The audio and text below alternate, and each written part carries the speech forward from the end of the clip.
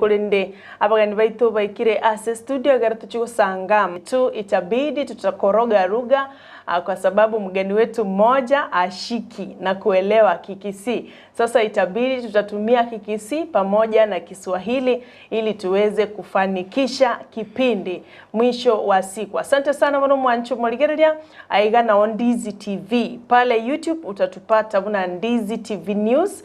Abaiga nsemo ya Facebook utatupata Ndizi TV News Digital. Na SMS number nere gorogabo ase TV yao. Ogo tobwati asenchira yobo ikirano asengenchorero ni utogukwanire ngana yengencho mono igoro yobo chenu bwa Amaino. Wanta wange mumeenda hospitalini, mmengolewa meno hata bila sababu. Ni mpangilio upi unafaa kufuata elio tobeke Amaino ito abo machenu na kitogo sibinonye na Amaino inea Amaino bono Korwa andongo tabarenge karoko rusigu elimo na ende elinde na bali Korwa rusigu mbako tigareke buro ayonsi ngo chitori kunyaigwa Korwa saba taalamu Korwa saba nyagitari baito baikirega iga ase studio go kabamo 90 weika omwelio bweli tukeriga. Karibu sana ndani ya studio madaktari wangu. Asante sana. Nimewambia kwamba leo ni siku ya kina dada kwa sababu sisi wote ni kina dada. Na ni siku ya Jumanne. Kila Jumanne tunazungumzia kuhusu afya. Iwe afya ya ubongo, iwe afya ya tumbo, iwe afya ya mgongo, iwe afya ya meno. Kama siku ya leo tunazungumzia afya ya meno.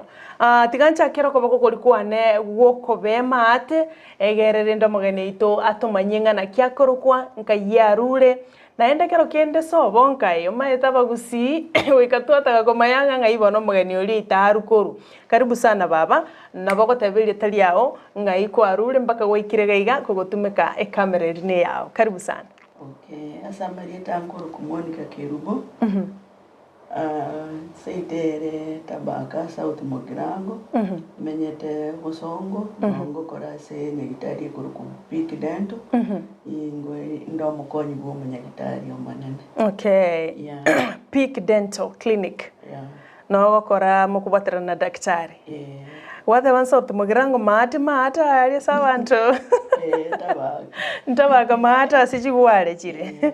Alafu rende producer wante oteme commentary yake igo egererende abantu banyarika babo kuigwa. Aso bwengi gakoro kwa Monica Kerubo Magara all the way kurachinse mocha tabaka South Mogirango kurende no akora asenye gitari ya Peak Dental ekerari buna assistant dentist bali bakuligereria Amaino baramo chando kyo Amaino bwate nere to chigosanga nere ere kwa bahati nzuri no Gusii oito kuruta bakagabo nere to chigokonya na kabisa gokwene kirenga kwa bwatire Gusii senchira yobekirano. Karibu sana daktari. Nimewaambia kwamba huyu ni Mkisii, tutasaidiana sana na yeye ndio waweze kuelewa. Karibu sana, jijulishe, chitambulishe kwa majina, umetoka wapi? Karibu sana. Asante. Kwa majina naitwa Daktari Emily Mutanu Mutui. Mimi ni daktari wa meno. Na nimetoka kama umesikia naitwa Mutui. Kwa hivyo nimetoka Kitui. Ndio maana sijakitambua Kikisii. Oh, umetoka kaunti ya Kitui. Hapo. Pale sehemu za maembe, nchi ya maembe, matunda na kila kitu. Asante sana. Dr. Emily Mutui kutoka kaunti ya Kitui lakini anaishi hapa Kisii, ni daktari wa meno ambaye anatibu kwenye hospitali ya Peak Dental Clinic.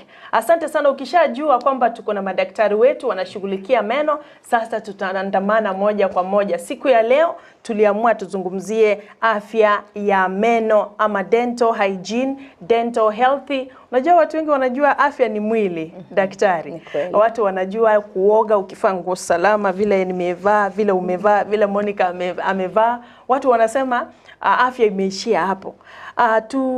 Tufungulie kwa kutuambia kwamba dental health ama dental hygiene ni kitu gani tunapoingia ndani kwa Saidi. Asante sana.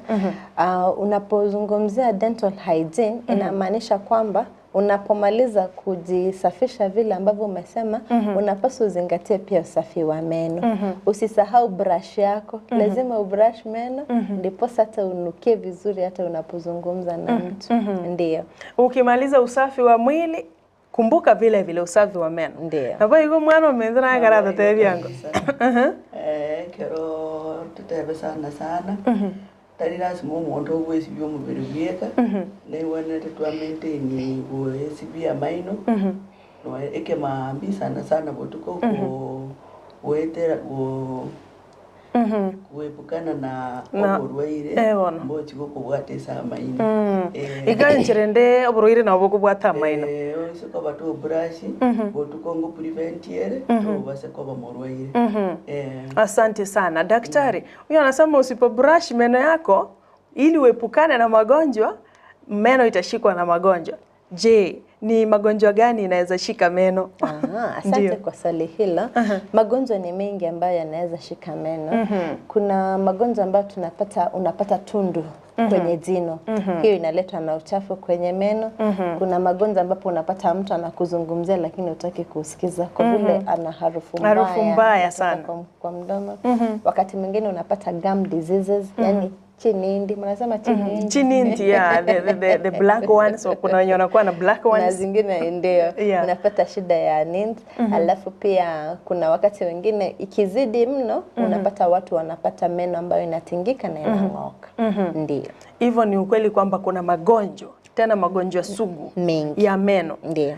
Kwa nyalo dirayo wantu bachine ngitari kwa nyalo dimechandi nero kabisa. Nero kabisa sana kuna abayigo meta abantu abange bamaitenga nini gosigikia Amaino no ruwa yani no gutigana na gotatwara rufu but uise ko batosigiki ngutekeroro omuntu kwandeso umunyagitari wasibi gutoteba at least kero mwako umunyagitari okorora uise ko bato sibigu na bamaina ali akoru gotigare kore nekebu ya mwanchu murigereria bono Amaino gutwara rumuchando twatebi igoro yechininti twatebi igoro yeri musu. Kuna watu wako na harufu mbaya, mtu akikuongelesha uko hivi kwa sababu hakuambii, na watu watuambiani ukweli. Kama mdomo yangu ina harufu hata sasa hivi mnaweza uniambia kwa sababu ndio madaktari mmeingia ndani ya studio muweze kutufundisha.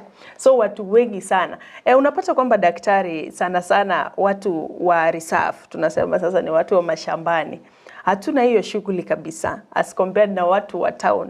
Unajua vile umeamka kutoka kwako lazima brush iko hapo. Mashambani kwa pale ni vigumu sana kupata kwamba watu wanaosha meno, na hiyo inawaweka at risk ya kupata hizo shida.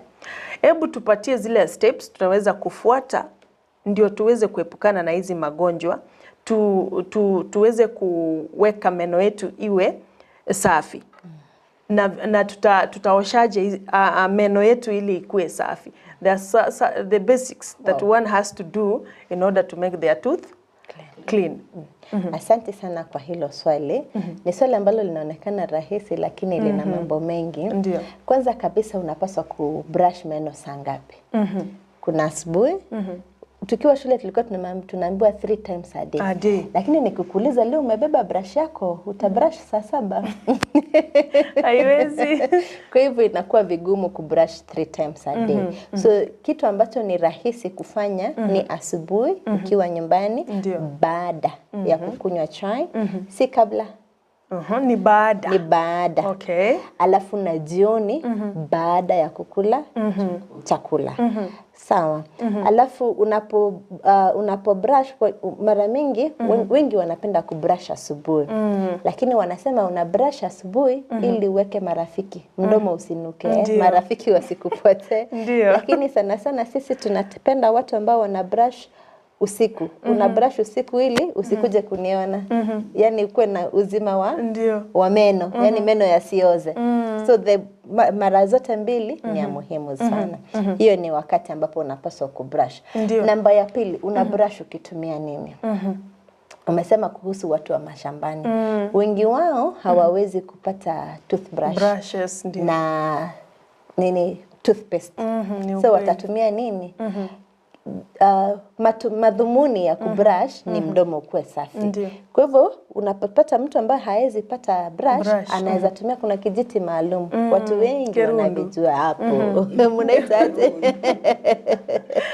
Ya, bora tu unapopitisha kwa meno unasikia meno yamekuwa safi.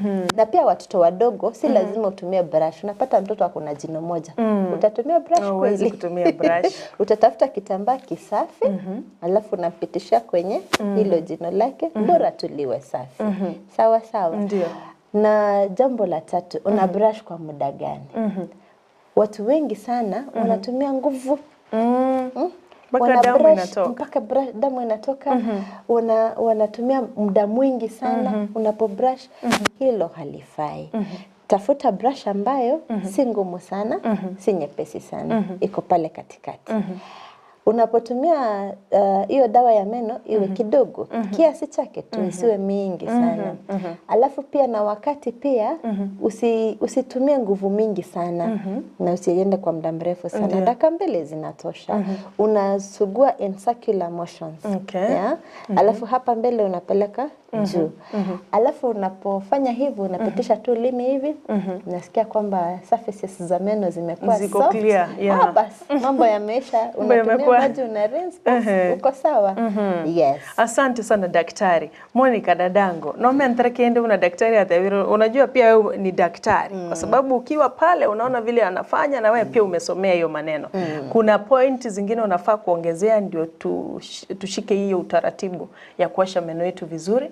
Gintu nare watema mbuya kubwati Obosemi bwa Amaino kosi omuntu ekero kwanyo ni mutaranyora mechando turi kumanya ngambo bekibore guchibosyo mbuyo zuye buno munyagitari atebire wasibya Amaino awe kemambi before utaranywe chai yani ekero kwanyure chai wamanya wesibire alafu nendekero kwarayire buno botuko kwanyishwa wesibire naryoko tari konyorana nemechando eri uchikogera utumye no ni chibese nyingi kubwa ekerore buya. Yeah. Asante sana. Igo mwanchu murigeria tuigure nga Amaino igo tuwena tagwesibi mono etakere ko bagatatu lakini asengenjo otabugori brush yao nyagutara nero etakere ko ba twice. Why? Na liyo komekia Amaino ago abe even stronger. Meno yako itakuwa dhabiti ukiosha vizuri vile daktari ameeleza. 2 minutes hiyo inatosha. Ile mtu unaosha meno for 8 minutes unaosha kabisa meno na ni hapa nje, auoshi na ndani, auoshi gums zako vile inafaa, utajiletea shida. Tunaendelea kushare na daktari Emily Mtui kutoka Peak Dental Clinic na dada yetu Monica Magara ni assistant dentist wanatibu kwenye hiyo hospitali. Amkutuambia Peak Dental Clinic iko pande gani? Mtu atafikiria iko Bomet, iko Kericho, iko Kisumu. Mmetoka Kisumu? Peak Dental kutoka Omutio Kisii town tore ese building ya kuruku Uhuru Towers gabu Kenya Women bank ya Kenya Women no tore gabu floor Tangani abubono no otonyo Uhuru Towers first floor room number 1. Room number 1. Mtu hata aendi kutafuta sana.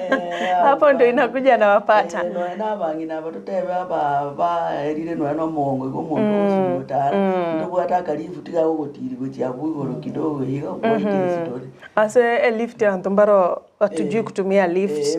Kuna wale wasaidizi mtu anakuja na ya mbaro raba kuwata waso imebago tebele buno gokora. Asante sana. Na wabagotoka bana Uhuru Towers first floor room number 1. Hapo ndio utaona Peak Dental Clinic. Utapata daktari Emily pamoja na Monica. Watakusaidia, watatuambia sana services zao ni zipi, masaa wanapatikana, ndio usiende huko saizi kwa sababu wako hapa. Kwa sababu wako hapa. Alafu lende tumanye gusuka guchebo. Senyo ko watari bolyo linde lyanso tete ko boli goro ya mainao ago chande tase kigetambe. Okona gotebunge kerengo rero bekentetere ibyo nsiku ikatororo batatebinga nga kimonta agote nga kubieri no nga kanyuse nki likende what are you supposed to do kisikia meno yako haiko vizuri. Gendera gutubate gwetera se SMS number eyoregabo ase TV yao baigo online na otolibu na Facebook Ndizi TV News digital na baigo YouTube na otolibu na Ndizi TV News na boko mbwate abuna Sara Ontita asensemo ya Facebook na Brighton baigo mbwate Brighton Makoli asensemo ya Facebook na abagali kando isoko tume message gochia sare na bakongere ligoche gobono gendera gutuma ejumbe yao mabulia ndonsi ubwate kubwatikana no muchando bwa Amaino onde bwensi uliogendete gwetera daktari. Tumesema meno sana, tumesahau ulimi. Je, ulimi unaoshwa? Asante, umenikumbusha kweli kumbe. Nilikuwa nimesahau. Ndio, unapaswa unapoosha meno yako usisahau kusugua ulimi. Kwa vile kuna watu wanapata magonjwa kwa sababu ya kusahau ulimi. Unapata kuna wale wanapata kuna ugonjwa unaitwa hairy tongue na kuna mwingine unaitwa geographic tongue. Kwa hivyo ni vizuri sana unaposugua mdomo usisahau na ulimi wako. Okay, so ulimi lazima ioshwe. Yes. Itaoshwa vipi dadangu Monica? Ukubwate brush white tu pole pole lakini tu kusugua ne chinguru ama nabo kora maino and then warinsi na mache buyeyo urume na boro utiara kwa clean. And by the way daktari, tukiongea kuhusu ulimi, kuna mtu alikuwa ananiuliza kwamba ulimi iko na rangi tofauti tofauti kuashiria kwamba kama ulimi wako uko healthy ama uko na shida. Kuna mwenye aliniambia kunaweza kuwa na ulimi color white, inaashiria kwamba kuna shida fulani. Kuna ulimi red na kuna ulimi wa pink. So tuambie katika hizi rangi tatu. Ni rangi ipi mtu ukiwa nayo kwa ulimi wako utasema mimi niko sawa. Lakini ukiona kama uko na ulimi rangi fulani itahitaji kwamba uende uangalie daktari Emily pamoja na Monica. Hebu tuambie hizo colors ama huyo mtu alinidanganya. Kweli rafiki yako hakukudanganya. Ulimi unaashiria mambo mengi. In fact mdomo unaashiria mambo mengi ambayo yanaendelea kwa mwili wako. Kwa maana ulimi ni kama dirisha ya mwili wako. Wakati unaangalia mtu, wengi wetu tuna ndimi za pink. Ndimi zetu ni pink. Hiyo ina waridi yani. Inaitwa waridi. Ndio. Okay, sasa pink ni kala ambayo inaonyesha mtu ako na uzima wa mwili. Sana sana unapata hasa kwa watoto, unapata wanapata ndimi za white. Kuna kitu ambacho kinakuja kwenye mdomo inakaa white sana. Wakati unapoona hivyo, unapata question mark. Unaona huyo mtoto hahisi vizuri. Wakati mwingine ni ugonjwa ambao uko ndani ya mwili, wakati mwingine uko tu kwenye. Kwa hivyo ni vizuri umpeleke mtoto hospitalini. Kwa watu wakubwa unapata pia wakati mwingine hasa kwenda ndani kidogo unapata ulimi unakuwa red. Na wakati unapokuwa red inakuwa ni uchungu pia. Inaandamana na uchungu. So wakati huo pia unaona kwamba mtu hayuko sawa. Lakini kuna watu wengine pia ambao nilisema wanakuwa na geographic tongue. So mara kwa mara unapata depending na wakati na vitu ambavyo vinaendelea kwenye mwili wake unapata saa zingine ni pink, saa zingine ni red.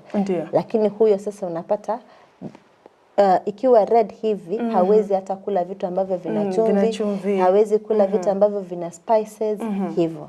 Kwa hivyo ni ukweli alivyokuambia kwamba ulimi unaashiria mambo mengi. Alright.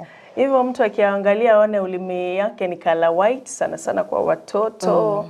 Ama hivyo kuna shida. Sana sana tunaita omonu. Mwanangu tuwara omonu. So ile rangi kuna hiyo kitu inakuja inafunika ulimi kwa sababu ya shida.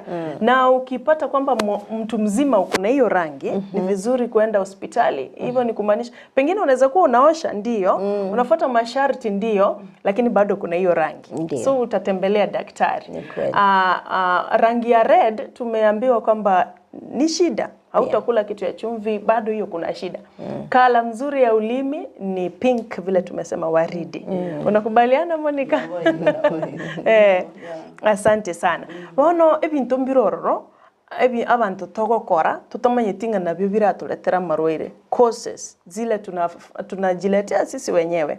Ebintu mbiro turakore practices from ebintu tokoria bintu kibi turalie onyore ng'amaina asarikire either abana either nonya n'abantu abanene Sana sana sina nyara ko bagingo kwanira na sabana sabana ngo nyororo umuntu ekero umwana tutebe no na akorera wabo buri no ne tiswiti kwa kwa mwebereri na kintu ebintu buna titwisi eki ono ekinke wenne tiwebereri mwana nabyo nese ngintu umwana ankorera ari guse umwana natagite by force ebintu buna ebiye wenne kwa avoid kabisa kusi umwana umete kago kina uno mu bwayo komorose Ubuti umwana chake kugoka Amaino gawote kugenderia weke school okonyora abana bakomosekerero umwana very discouraged ndio bone gentekia no kwa foidi ibintu bire bwate sukari nyinge ko umwana onye botegete umwana at least yanarekeraro muke kurunze aboko muwere gentu buna apple wachi yogurt eti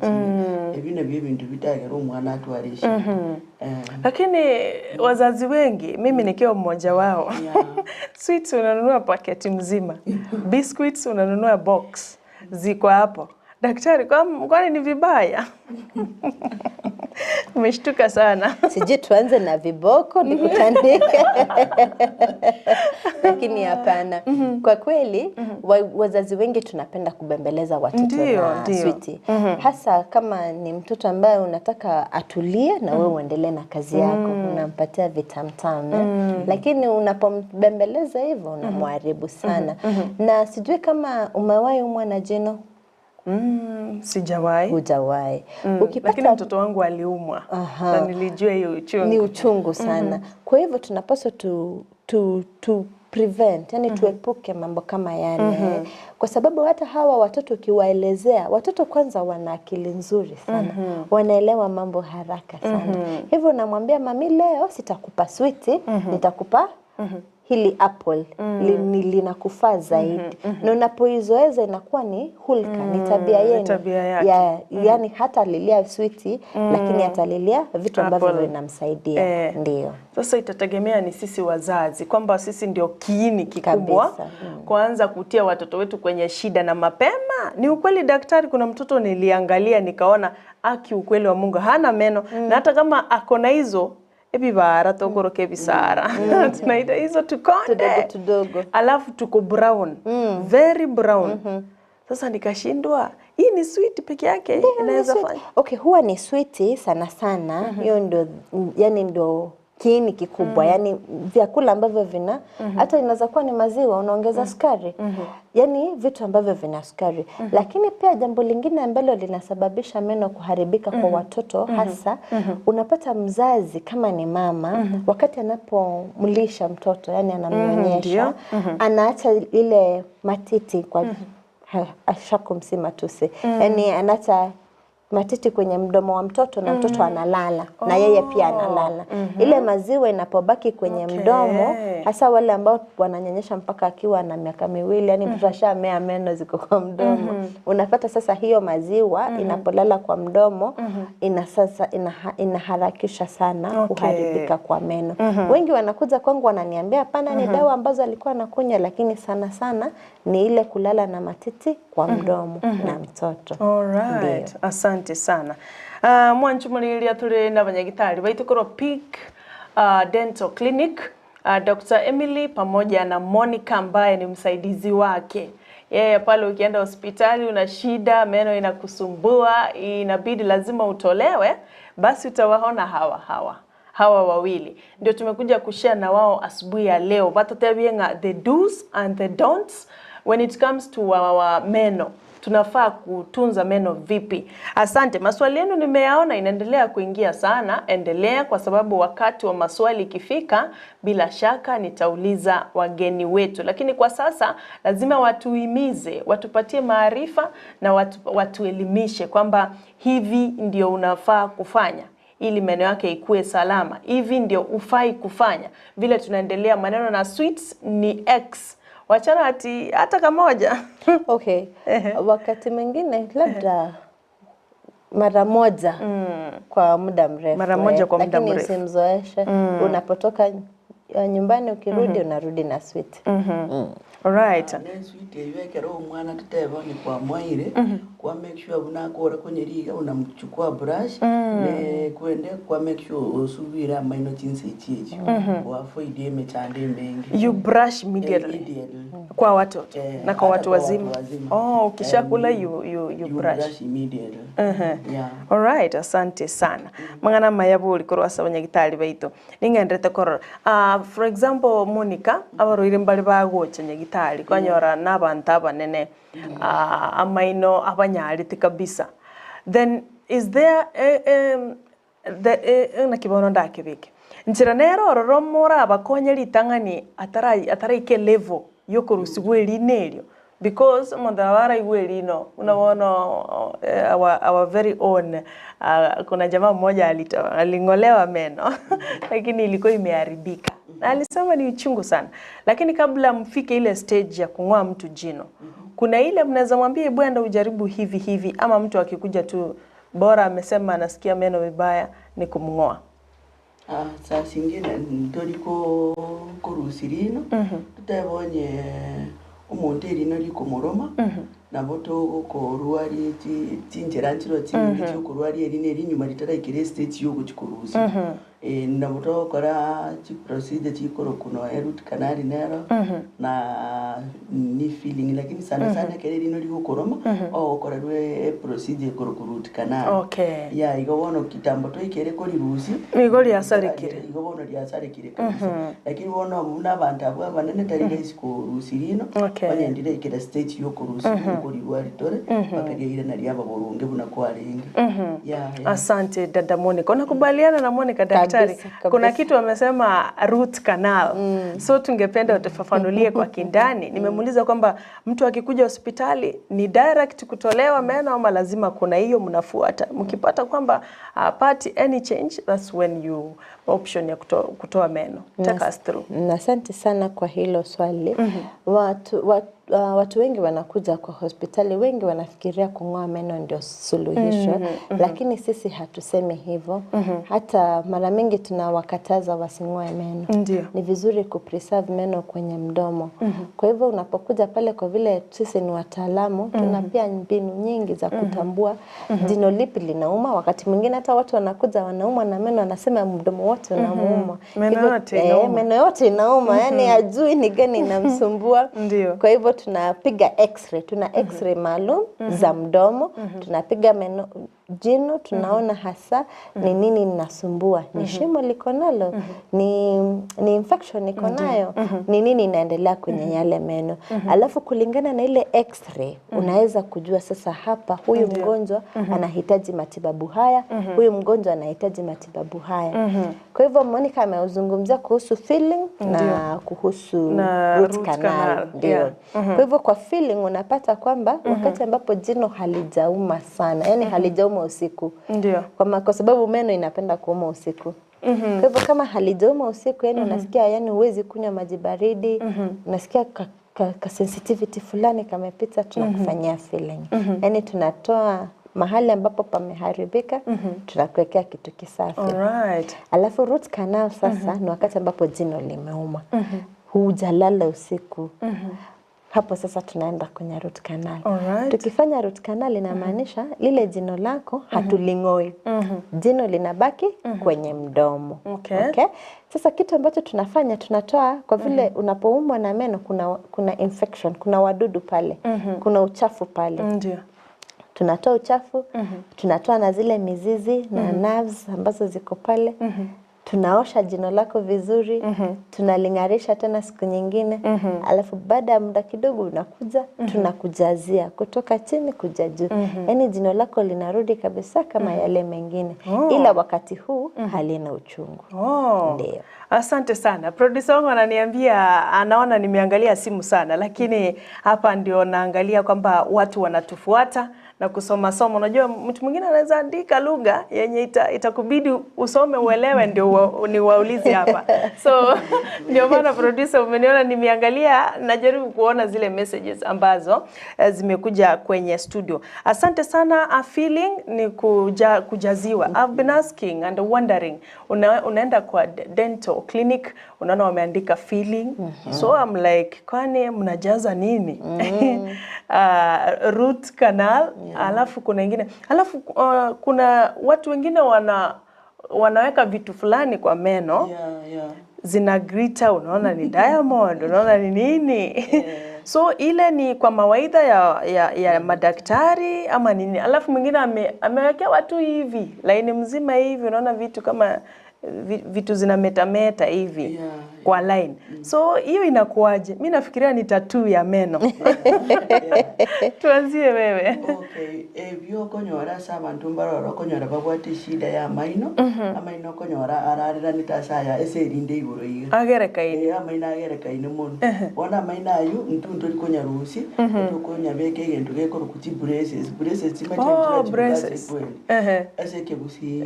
Bos abantu abangumetekero bakorora tutebe sana abantu buna bawutirisa bumba matingi tina buno burwairo munda abwa. Bakuvuga na maridadi yo munda. I even think so. Me myself. And I was about to come niweke pia mimi. Abantu barakonyora na Amaino kera ichire muno, korona botukonya beka abere beyemo, wetera braces. Okay. Lakini wona kero wote na gitari na boto wote biribori eri no muno ngoira na buya igo naye wasuma eri buya at least kwa comfortable. All right, asante sana. Alafu na ile mtu anawekewa unapata ni jino moja, amewekewa kitu kama silver. Eyu gekoro kwe crown. Okay. Ekyo konyora no monte eri no tutebe ne libwate shina. Bono diko tiriu, then ikine kiyogo chikwa so ligo segeso. Yani ko okori ligo chongu. Inachongwa. Okay. Yatigara kwa babune erino kubwea okoruse hiyo. Hizo braces na hizo crown hazina effects kwa meno ya mtu, daktari? Asante kwa swali hilo. Sisi ni madaktari na haja yetu ni kutengeneza mtu awe salama tena. Yes, sasa hatuna namna ama njia ama sababu ya kuwekea mtu kitu ambacho kitamuumiza. Okay. Kwa hivyo tunapoweka braces ni hili tumtengeneze. Kama alikuwa kwenye number 5 tunampeleka hadi 10. Anang'ara, anapendeza zaidi kama wewe vile ambavyo unapendeza hivi. Asante. Right. Wacha niangalie jumbe zimekuja tujibu tunapoendelea mbele. Kuna mwenye anauliza hapa lakini ameuliza na lugha ya mama. Monica atasikia sana, atatusaidia kujibu, pia tutakuinterpretia. Anasema Sara, ogosibia Amaino terigasi, egasi no gosibia Amaino. Ebintu binde tori ko byachingaki. Engabuna ogotakune ndagira etaraba aye kwa miriri. Yani gosibia Amaino is like kumeza chakula haraka kabla haija nini. So anasema say hi to madaktari, swali langu ni hili. Je, ukitumia sabuni kuosha meno ni vibaya? Huyo ni Arogo Chris kutoka Bogosero Raganga. Watu wengine wanatumia sabuni, unapitisha brush hivi kwa sabuni, hauna dawa. Hivi sijui ni sabuni gani, sijui ni magasi, ni makonge, ni Imperial, ni Deto, sijui. Lakini anauliza kwamba ukiosha meno na sabuni ni vibaya. Ni kweli, hilo ni swali nzuri, lakini tunapaswa kukula sabuni kweli? Naona ni kama sabuni si kitu ambacho tunapaswa kuweka kwenye mdomo. Alafu pia sabuni iko na abrasives, yani ni kali sana, yani nguvu zake ni mingi mno ukilinganisha na toothpaste. Hivyo unapotumia ni kama kubrush na nguvu sana, hivyo inaharibu the surfaces of the teeth. Sioni ikiwa vizuri. Ukikosa toothpaste, afadhali hata uweke hata chumvi kidogo, brush nayo. Okay. Yes. Alright. Chris Arogo, kuosha meno na sabuni kulingana na daktari, hiyo haimizwi kwa sababu sabuni ni kali sana. Hata mtoto akikula sabuni saa zingine tunaona hata anashinda mingi pia, mbofu mingi. Alafu nara whatever. Good morning madaktari, I get you loud and clear here by Isaiah Ungiri and I offer greetings to those doctors please. Nimewasalimia, wamesalimika sana. Anasema anatupata vizuri na hakika. Asante kwa hiyo funzo la meno, na waangalia sana hadi mwisho wa kipindi. Asante. Kuna mwenye hapa lakini mshajibu, anasema je, kutumia chumvi ni vibaya na kijiti? Hiyo sio vibaya kwa sababu mashinani by the time upate toothpaste ni kitambo sana. Afadhali utumie hiyo kuliko ukae bila kuosha. Kuliko ukae bila kuosha. Evelyn Bikora anasema salimia madaktari alafu uliza kwa nini mtu ana harufu mbaya hata kama aoshe meno ana harufu mbaya. Huyu mtu anastahili kutumia nini? Anafaa kutumia kitu gani? Kuna watu ni kweli hata oshe meno mara 2 vile tumesema osha akilala, lazima kuna hiyo harufu inabaki mdomoni. Sijui tunaweza ita natural smell, I don't know, lakini natural smell mimi naijua ni kwa mwili. So atumie kitu gani? Kabla daktari hajajibu tuanze na wewe. Okay. Nakia kugera muku igo abanyagitari ba Amaino bawo bujanye n'abanyagitari otebi ukwaroro umunyagitari ekero kero mwaka wafu idi limiswerio. Producer ananiambia ongeza sauti kidogo. Sauti umepeleka wapi siku hizi? Nakinana whatever.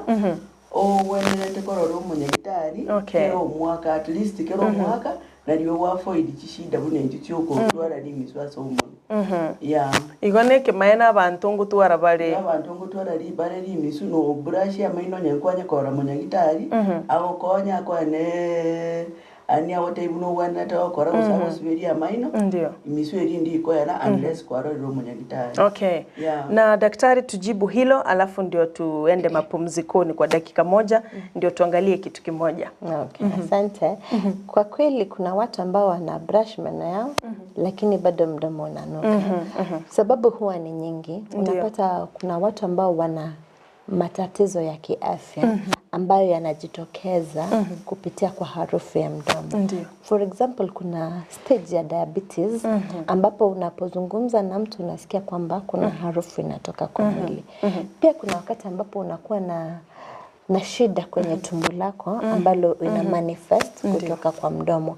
Lakini wakati mwingi sana huwa ni kwamba kuna uchafu ambao uko ndani ya meno ambayo wakati mwingine unakuja tu kwa daktari anapokuosha, daktari wa meno anapokuosha na unarudi salama.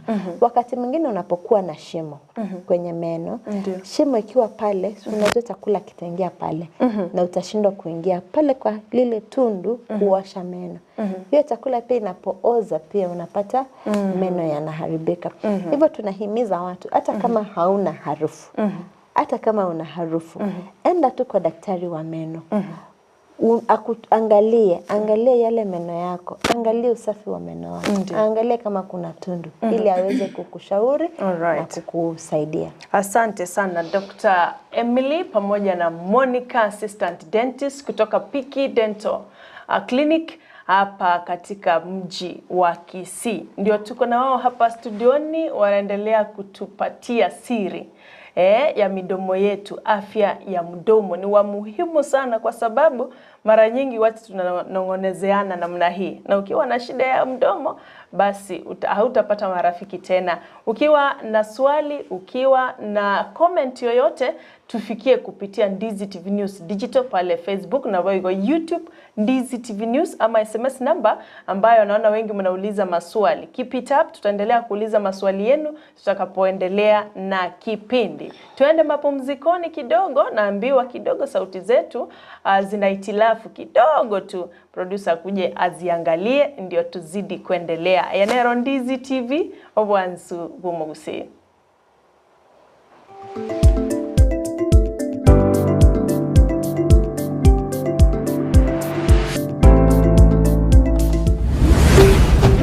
Ndizi TV obwansu Gusii. Omurigereria bwa television ya Ndizi chinga gikiri kwa beri gukukanya buno niko chekiranire egetese nikiyo nambeye mu GTV ya Ndizi TV niko kirinkira guchasuri roadshow yoko nyigeria riro bari Gusii nigerayire nigo turaikasore iyo tukomanyigo rugimero biriyeito abaraye ba Ndizi TV nabo igumirane n'ababuatani baito bubunchorya tutari kweba abanyangero baito iyo twisa musikigima kitari mirongo ibiri n'isano nemo Shumutinyukane umwakoyo nigo turachakire kurwesemo ya nyokoe togindi marani miruka Nyamira Town Kebirigo Ikonge Metamaywa Gesima Magombo Kemera Jugo Daraja moja tukorere kabito iranda bout yumuchukisi neri tukori kubwatia chitariki mirongo ibiri n'isano na ibiri nigo turachakire ime yumuchukisi esemo ya daraja mbili Suneka Menyinkwa Itumbe Ugembo Magena Nyanguso Nyacheki Gesusu Masimba Keroka Keumbu Numwerioye tukorere imiyumu cy'ubuzungu esokie amatuka yabere wemanye wegokie nagusangana Ndizi TV ubwansu bw'umugusi. Every single lie that tells me I will never measure up.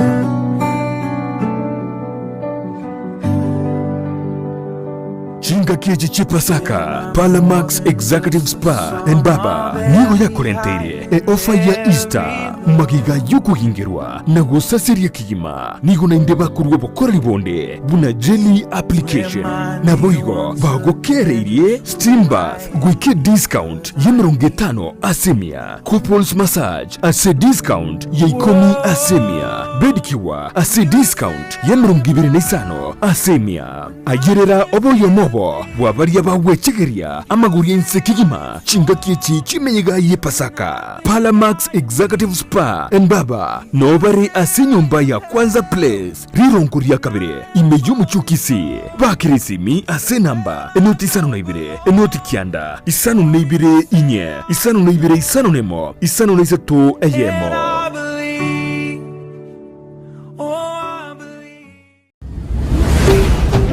Ndizi TV ubwansu bw'umugusi.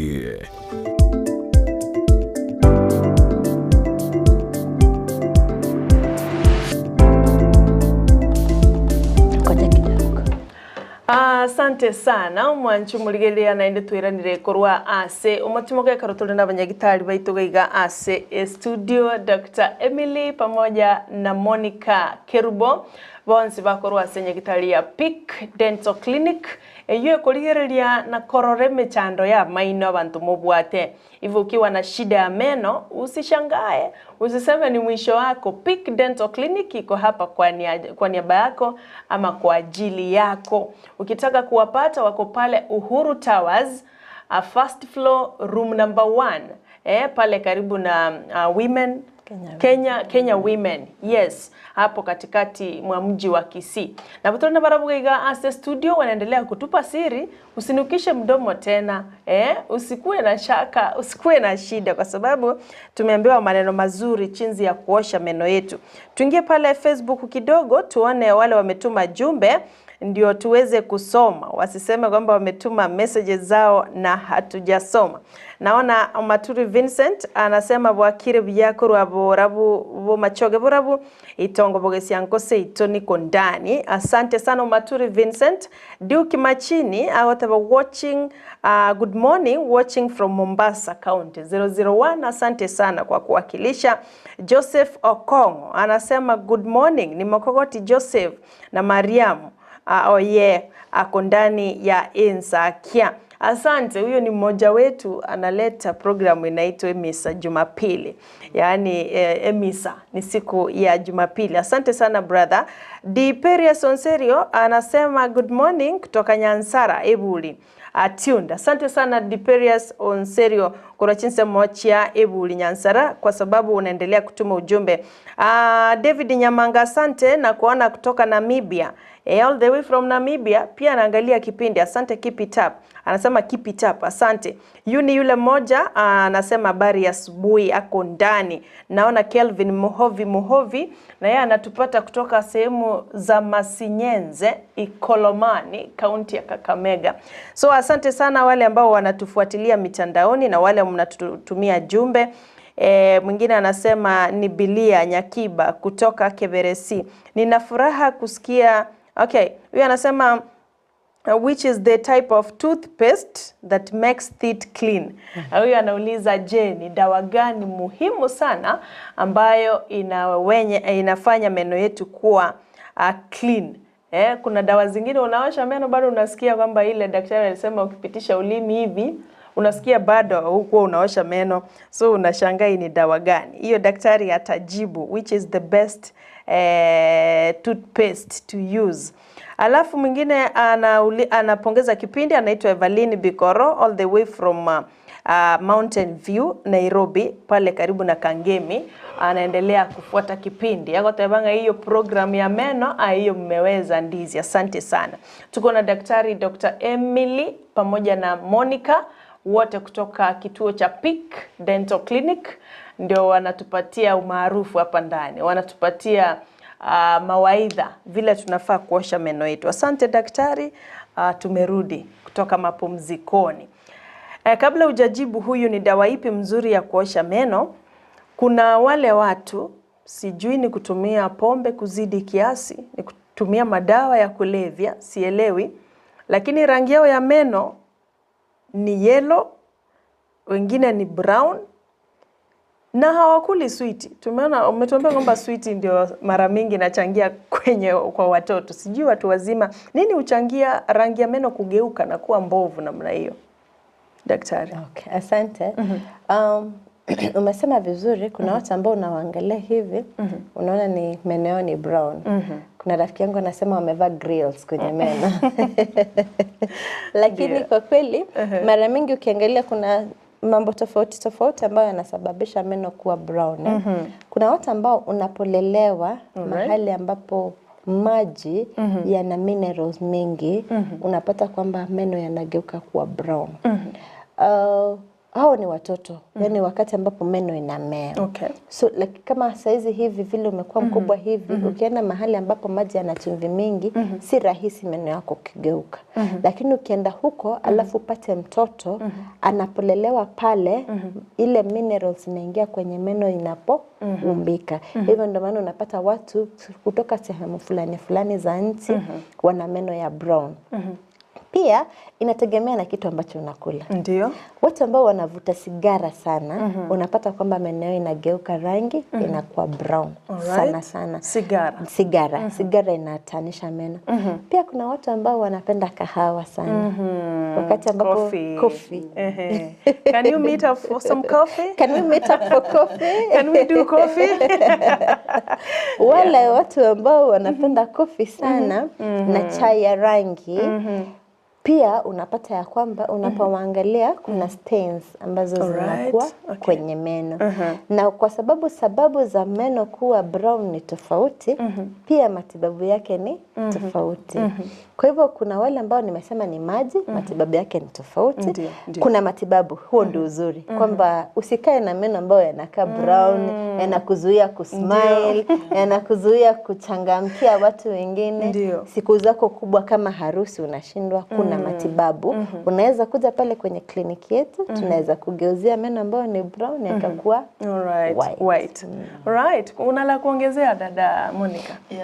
Nabo igobuno monyagitari atebire esa abantu abo babwata Amaino tutebe bunabo babwata Amaino brown asariri wetera amache ngo bakorera turi egintu gekuru ku masking abo wote twakorera masking ekibono ngintu obosi bigu then kwabekiru egintu buna chemical iguru ya tani Amaino abo nabo bana Amaino abo system chire iguru tubosa ibo unajwa kore tubetera bune turungi ayuna bo ogosibibu Amaino naba nomo Igwani turungi ne kahawa, too much of those things inaleta shida ya meno kugeuka rangi. Asante. Kuna mwenye aliuliza daktari kwamba Biliha alisema which is the best toothpaste that makes teeth clean. Asante kwa hilo swali Sara. Wakati mwingine si si toothpaste ambayo inang'arisha meno. Kwa vile nilisema unapotumia chumvi pia jino litang'ara. Unapotumia hata kitambaa kisafi jino litang'ara. Ukitumia hata mti utaweka toothpaste gani? Meno itang'ara. Kwa hivyo ni vile ni kama sabuni. Unapenda sabuni gani? Ni gani inakufurahisha? Hivyo ni kama hiyo toothpaste chagua ambayo itakufurahisha. Weka kidogo basi meno yatakuwa sawa. Unakubaliana na daktari? Dawa yoyote ile bora uoshe vizuri, meno itakuwa safi. Na ni kweli mchagua jembe sio mkulima. Ukichagua mimi nataka hii dawa, hapana, dawa yoyote ile itatibu ama itasafi sana meno yako. Ila naweza ongeza ni kwamba unapokuja kwa watoto kuna zile toothpaste ambazo utapata zimeandikwa miaka ya watoto. Hiyo inasaidia kwa sababu unapata hazina kemikali mingi wakati ambapo unajua watoto watameza, wengine wanameza wanaona ni tamu.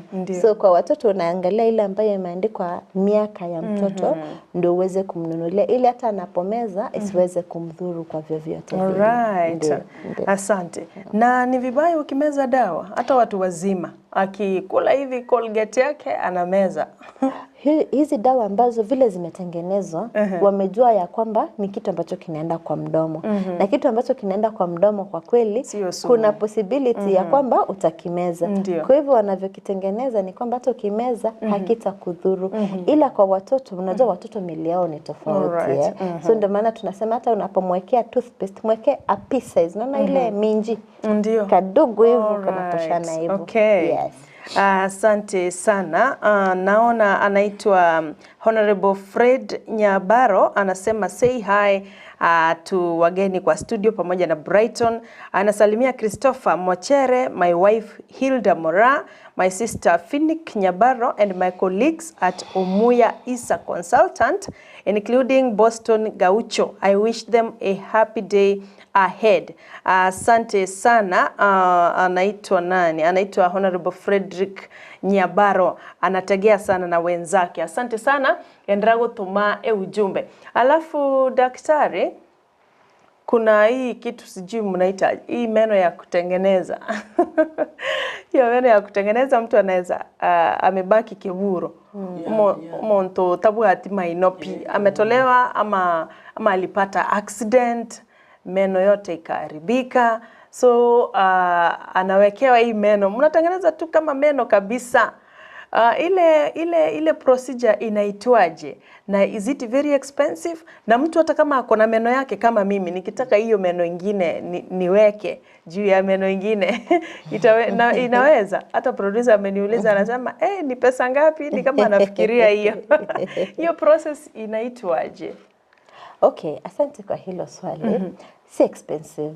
Wakati ukitaka kitu kizuri utakipata tu.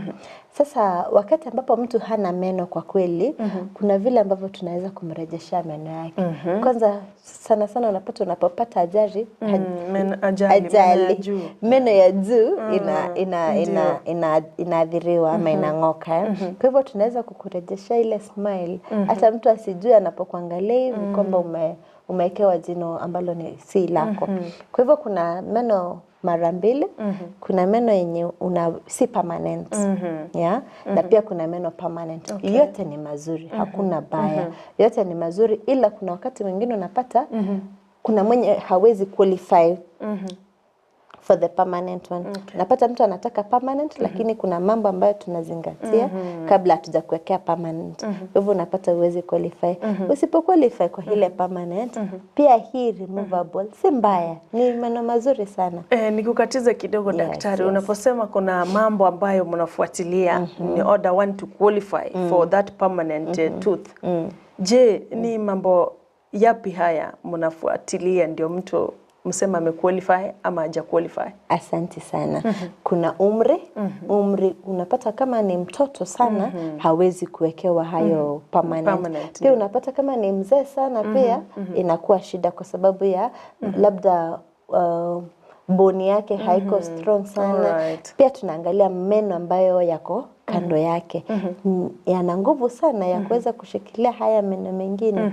Pia tunaangalia umepoteza meno mangapi. Ni jino moja, ni meno mengi. Tunaangalia pia uzima wa bone. Yani bone ambayo imebaki, how strong is it kuweza kustahimili. Kwa hivyo kuna mambo mengi. Tumekwambia sisi ni wataalamu.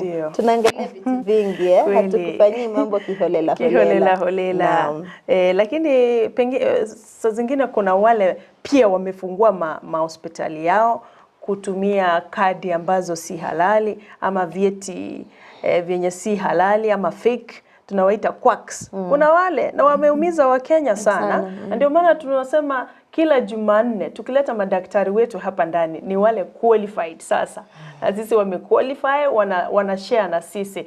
Je, hiyo meno Monica mtu akiwekewa tuseme hiyo permanent ama hii ya removal kama daktari alikuwa anaeleza, tutarudi tena. Je, inafanya kazi kama meno ile kama hii meno yangu? Inaweza kula miwa, naweza tafuna minofu kabisa maugani nitakunogochia kabisa gose. There are some specific foods zenye huyu mtu amewekea hizi meno lazima atumie, ama ni meno sawa kama hii meno ya kawaida? Asante sana. Asa maina yuko bekirwo nayo hata abatemporary. Sometimes nabo ogutumia kuri tutabe no githerie nyame. But yento buno mosi okubwato musi uri kwanya checha buyiga kwanya beka into pieces kwa manyakori. Yuko kawaida na boko rikirege agento gocha ko sabra maino kawaida mari to otinyori mosi kabisa. Lazima onyoto wange buyiga okakori ko burunge ko reserve. Lakini go tinyoriga naba maina yako akubutoka video ndo chikoroseri ono wafo ndio kuwatia masharti yake kwa rosari wamanyenge nino ndio mwenye awatabi na yara amenye for long. Kwa sababu nimeuliza hivyo, ninaonanga kwa mitandao kuna hizo videos tunaona sana. Unaona mtu anakula kitu unapata imeanguka.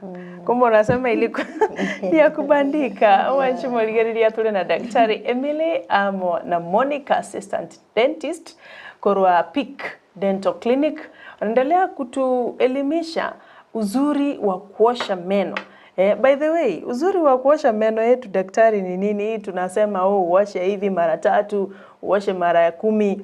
Kuna mtu anaweza ona hana ubaya, hajai kuwa mgonjwa, mdomo yake haijawahi inuka, yeye akikunywa maji hivi akifanya hivi kwa sababu sio mnoa maji, anaenda zake ako sawa. Kuna mtu mwenye aoni ubaya wa kutoosha meno yake. Asante kwa hilo swali. Unapata kwamba wakati mwingine magonjwa ya meno hayakuji saa hizi, yani vile wakati huu so unapata mtu amekwambia ameishi vizuri lakini miaka inaposonga anakuja na kuambia meno yake inatingika. Na unapata wakati umesonga sana, it's too late, hauwezi msaidia. Ilhali angeweza kujisaidia miaka ya nyuma kwa kufanya jambo ambalo ni rahisi sana, kubrush meno. Kwa hivyo wakati mwingine unapata saizi huoni ubaya wake, lakini miaka inavyosonga pia kuna watu ambao hawajawahi kwenda kwa dentist kuoshewa meno. Kama mimi. Nakubali. Na nitakuja. Wanaona hamna ubaya, lakini miaka ya usoni pale unapata mtu anataabika kwa jambo ambalo angeweza kulizuia na kwa pesa kidogo sana. Lakini unapokuja baadaye unapata shida ni kubwa, pesa ambavyo utahitaji kutumia ni mingi na ungezuia tatizo hilo. Asante. Hivyo kuna mazuri mengi ikilinganishwa na ndio kuna mazuri mengi ipo ukiosha meno yako vizuri. Kwanza ile najua yenye iko obvious, hata wewe unajisikia kwamba hata ukiongea na watu uko na confidence, ile esteem yako iko vizuri, self esteem, kwa sababu unajua meno yako iko sawa sawa. Kwa sababu harufu ya meno tudanganyani. Hata wewe unapoamka asubuhi sana peke yako ukifanya tu hivi unasikia harufu ni yangu kweli ni nini? So ni lazima tuoshe meno. Alafu tunapoendelea hivyo, kuna mwenye anauliza swali, anasema anaitwa Nora na tuko na dakika 10 peke yake. Anaitwa Nora Nyabonyi, anasema kuna dadangu meno yake iko na shimo, afanyeje? Alafu tafadhali peaneni namba utanitafuta Nora. Asante, hiyo nataka usaidizi. Daktari, dadake ana shimo, asaidikeje? akiwa na shimo. Sasa sijui ni shimo iko pande gani, lakini inaweza kuwa ni meno ya hapa ndani zinakuwa na shimo ama hata hii inakuwa na shimo. Zote zinakuwa na shimo. Meno zote huwa hizi ni slim. Hizi zinakuwa slim sana. Mimi najua hii service yake ni Kuna watu wana mashimo mpaka kwenye unamwangalia hivi, kuna mashimo tu yanakuangalia hivi. Kwa hivyo vizuri. Anaitwa Nora. Kitu ambacho ningemshauri ni vizuri kwenda kwa dentist ambaye amehitimu, apigwe x-ray, wajue extent ya shimo limefika wapi. Kutokana na ile x-ray nilisema ndio unaweza kujua nitamfanyia filling, nitamfanyia root canal ama nitaling'oa. Alright. Yes. Asante Nora. Alafu Nora nitakutafuta nione vile utapata usaidizi wa daktari Emily pamoja na Monica. Kuna jamaa unapata kwamba soda angojei opener. Kuna watu wale meno yao ni opener. Kuna shida nikifungulia meno yangu soda, nikifungulia watu hivi kwa kerero, opener imekosa. Wacha nifungue. Kunakuwa na shida kubwa. Ono egento kugera ishide yote okyakusina bora aruma iga kuruma igonyo rino lya minyuki.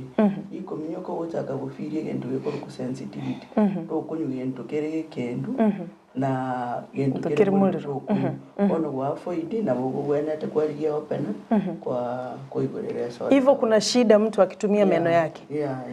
Wengi sana ninaona mkienda mmekaa hivi mmeletewa soda, rafiki yako anasema acha tu nikufungulie. Na yeye anakusaidia ndio, lakini anajiletea shida. Ni kweli daktari? Ni kweli, hilo ni kweli kabisa. Unapata kwamba kuna vile ambavyo hata jino linaweza kukatika. Na wengine wanapata cracks kidogo kidogo. Yaani haivunjiki mara moja, lakini mwisho unapata linakuja likawa. Alafu nini itatendekea hawa watu? Either wanapenda vitu za baridi sana za fridge. Mtu yeye yani ice, akikunywa maji lazima atilie ice cubes. Mtu akikunywa pombe yake lazima vitu baridi, amezoea vitu baridi. Na wale wamezoea vitu moto sana. Chai ukipoesha hata kidogo mmekosana, nataka ile moto moto. Je, hizi zinakuanga na madhara kwa meno? Asante kwa swali lako. Chakula ambacho kina extreme temperatures ndio kwa hakika mara nyingi hakina madhara. Temperature haina madhara kwa meno. What happens ni wakati ambapo uko na shida ya meno, ndio sasa unakuwa hauwezi kula vitu ambavyo vina extreme temperature. Alright, asante sana. Ego manchu mulino igwete too much bintu bire cold, bintu bire so hot. Alafu no ukunura chisoda mono abunongorora. No inche nindo yo mogo tini kwenye kuganya opener. I just do it with my teeth. Kumbe kuna balaa mbele. You cannot see them immediately, but mbeleni utasumbuka sana. Wacha kuna kuigwa maina au kunyinyunta. Alafu ishunere na tebe te Monica. Elia karo monta wa tenguro. Bono mno yote dadake ana shimo. Alafu mtu anakuambia enda nunua sijui ni tembe gani, tilia ndani. Alafu ibonde ikai kama boda, uweke kwa meno. Ati meno itawacha kukuuma. Ama unaambiwa hii miti yetu ya kienyeji, enda tafuna sijui ni nini, uweke hapo. Je, inastahili? Unaumwa na jino, uko na shimo, badala uende uangalie daktari unaambiwa remedies. Je, kuna remedies daktari atajibu, lakini hiyo utaongeaje? Kwa hiyo, yani tutaverende kulingana na bono bunyagitari tuone tuko weka minte bidhungwe kabire sometimes byako poisha lakini wote wekari tukweli no riri gukoroma kabisa to gukonyu finally utaga na bogukorera nyagitari ono mbiye kero rire rigima kwa ndiso munyagitari yakorora awadi wesi na ndari konya mapema mbio mono sana daktari hiyo mtu anakuambia uko na shimo enda nunua tembe fulani bonda hiyo boda weka kwa jino ama weka chumvi ama fanya nini tafuna hii miti ya kienyeji jino itapoa. Je, kuna remedy kabla mtu afike hospitali? Okay. Wakati ambapo naweka vile vitu kwenye shimo, wakati mwingine vinatuliza kidogo kwa maana ni kemikali na zinafanya kazi tofauti. Ila sasa shida ni lile shimo linatoka pale. Si linabaki pale. Linabaki pale. Linabaki. Shimo linapobaki hapo ndani unapata bakteria ambazo zinaanza kumea pale. Na wakati mwingine utapata mtu anafura sana. Wakati mwingine anapokuja kwa hospitali amekawia sana na lile jino ambalo lina shimo. Kwa hivyo unapata matibabu mengine hayawezi kufanyika. Unapata pia dawa pia inakuwa vigumu kuganda kwa lile jino. Kwa hivyo ni vizuri tu badala ya kufanya kwa vile hata zile over the counter drugs si nzuri. Ni vizuri unaenda kwa daktari anakuangalia na unasaidika mapema. Ndio. Asante. Naona Sela Kerubo anasema ako ndani, anatutakia mazuri, anafuata mpango. Makindu Getuma, huyo ni shabiki sugu sana. Anatuangalia kutoka Kisumu County. Anasema Sara bamburirie kereli no libochogete mbuya guichuria. Ya, tutaanza na wewe juu umeelewa vizuri. Kero lino libochogete mbuya guichuri kubwa kurusi nande kubwa tinga onye ndiri gukoroma na boto ko richori kawaida. Lakini onye ndiri gukoroma bado ko gandore procedure yo ndambe ko eguto kurusi na kwanza. Kwa sibigu kwa manyabocha polisie kerudi ababoronge. Ya iyo bono na boto da bantu rusi lakini kubwa tuna warete. Ya. Unaweza ongezea kitu. Huyu ameuliza kwamba wakati jino imepasuka ama ina shimo, je, ni vizuri kujaza? Kujaza nafikiri ndio feeling. Anaitwa Makindu. Ni vizuri sana. Si vizuri kung'oa meno. Kwa vile hata unapong'oa Sara ni vigumu sana binadamu aweze kukutengenezea kitu kabisa kama kile ambacho Mungu nacho. Ndio. Kwa hivyo kama afadhali upreserve kile ambacho uko nacho kuliko utoe alafu kisha uanze kutengenezewa ya artificial. So specifically mtu ama patient wa kufanyiwa filling ni lazima awe na shimo. Kuna shimo ndio, na pia kuna watu ambao meno yao pia ina sikutingika. Inaweza kuwa inamuuma na haina shimo. Wakati mwingine unapata shida inaanza kutoka ndani. Na kuna hii type ya watu anachukua toothpick anaingishia mahali meno mbili inapatana, kuna kashimo. Sasa mtu ana nini? Kuna vile watu unasikia unaumwa, unasikia kuumwa sio uchungu lakini utamu fulani. Sasa unachukua toothpick, unaanza kuchokora. Unachokora kabisa huku ukitoa damu. Sijui ni shida gani huwa inakuwa, lakini sio vizuri pia kuchokora meno yako kabla hujaenda hospitalini. Asante. Mwanchumuli ande naba nyagitari Korwa Peak Dental Clinic. Producer anajaribu kuniambia kitu lakini sijakuelewa vizuri. Ameniambia nina dakika 4 ndio tumalize. Asante sana. Wale wote mmetuma jumbe tumeziona kupitia njia ya Facebook na tunashukuru sana. Wale ambao mnaitisha namba na mnataka namba mtaipata.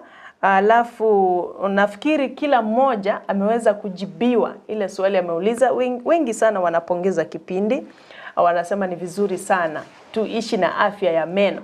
Lakini kabla tujamaliza niwapatie dakika moja ya kuzungumza na mtazamaji. Je, kulingana vile mmekaa kwa hii field kama Peak Dental Clinic, ni idadi gani ya watu ambao wanakuja kutolewa meno? Tuseme ni men ndio wengi sana wako na shida ya meno, ama ni wanawake sisi, ama ni watoto wadogo? So unajua kuna ile idadi unasema wanaume muoshe meno zenu vizuri kwa sababu idadi yenu imekuwa mingi kukuwa na shida ya meno. Tuanze na Monica. Haya, kulingana na my side, nkororanga at least mbonzi waocha wako complete. Idadi inakaribiana. Kama tu wote wanakaribiana. Hivyo watu wote to take care ya meno. All right. Daktari? Ni kweli idadi inakaribiana, ila kitu ambacho kinaniumiza roho ni wakati ambapo mtoto mdogo analetwa kwa hospitali na jino linamuuma, na wakati mwingine hata unapomweleza tafadhali baba nataka kukusaidia ili jino niliosha ama nilifil ama niling'oe, hailewi, anasikia uchungu sana. Hivyo mimi kwangu ninahimiza wazazi ambao wanakaa na watoto wao, na hasa wazazi ambao wanaachia watoto wazazi wao, yani mtoto amebaki na grandparent. Tafadhali msipatie hawa watoto sweet, msiwapatie vitu vitamtam, hata badala yake muwafundishe safisha meno, substitute zile sweet na vitu vingine ambavyo ni more healthy. Alafu zenye zina afya nzuri. Alafu itabidi tutamaliza, dakika zetu zimekwisha, tuko na dakika moja. Hii dakika moja nataka kuwapatia kila mtu sekunde 30 ndio tuweze kukamilisha kipindi by 9. Lakini kabla hatujamaliza, nimekumbuka kwamba brushes huwa inabadilishwa after how long? Juu kuna mtu anaishi na brush mwaka mzima na tafadhali badilisheni baada ya miezi mitatu. Baada ya 3 months unatupa brush unanunua nyingine. Alafu tena alisema kuna brushes za watoto under 5 years, under 8 years na kuendelea, na kuna brush za watu wazima mnazijua. So tubadilishe brushes after 3 months. Ikifika tupa. Mtu hajawahi badilisha brush tangu last year na anaendelea kusugua meno. Asante sana kwa muda wenu wanadada. Na mnapendeza. Sikuambia mara ya kwanza mlipoingia. Asante sana kwa muda wenu. Jambo moja tu kwa mpenzi mtazamaji kuhusu afya ya meno. Okay, ndunari ko batemi. Mwana hata mmoja nyagitari to barore in case ni wotete gukwa na intu na mwo terasi sara ati aba orokereri simu wenderete wote eri ndo bakonya mapema mtanya wale shida zaidi. Asante sana daktari, jambo lako la mwisho kwa mtazamaji, sasa tumekamilisha. Asante kameenda. Asante kwa kutualika hapa ili watazamaji wenyu waweze kujua kwamba afya ya meno ni muhimu na si lazima ukuwe na shida ya meno ndio uende kwa daktari ya meno. Kuna kitu inaitwa consultation, tukwenda kuconfirm kwamba uko sawa. Ni nzuri sana. Asante sana kwa muda wenu. Siku nyingine nikiwahitaji tena tutafanya mambo kama haya. Lakini kuna wa mwisho anasema kindly mborerie ndiogo kinda atumie inde molito alafu chininti chikondo mabubi. Anasema ni mjamzito, gums zake zinamuuma sana. Anatumie dawa gani ili aweze kusikia vizuri ama akuje hospitali? Kwa vile ni mjamzito ni vizuri akuje hospitali.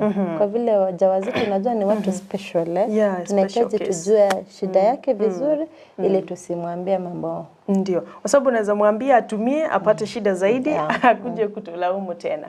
Asante baba, huyu umetuma ujumbe wa mwisho ukibegi kwamba gaki wambulili. Asante sana kina dada kwa kukuja ndani ya studio. Anaitwa Monica Magara all the way from Tabaka South Mogirango, anafanya na Peak Dental Clinic. Na huyu ni daktari Emily Mtui all the way from Kitui County, lakini wanafanya hapa hospitali kubwa sana ya Peak Dental Clinic, wanasaidia watu wetu kutoka county ya Kisii. Biamono sana sengenjo mwaba na intokoro 12 mpaka bono charagire chinsa isato chemambe ya bono morobelio nensa kyo kugochera kera litukole Jumatatu goika Ijumaa ende nigotoko balende ne twini ane koroko Brighton Makoli kera lituko na ende twabwaterana noyo minto Joshua Auta na reproducer yumorobelio wekachiga kichinde naende ncheni gonkoro kwa Sara Nyarangion Tita twaroboligeriria borobia imeandizi TV.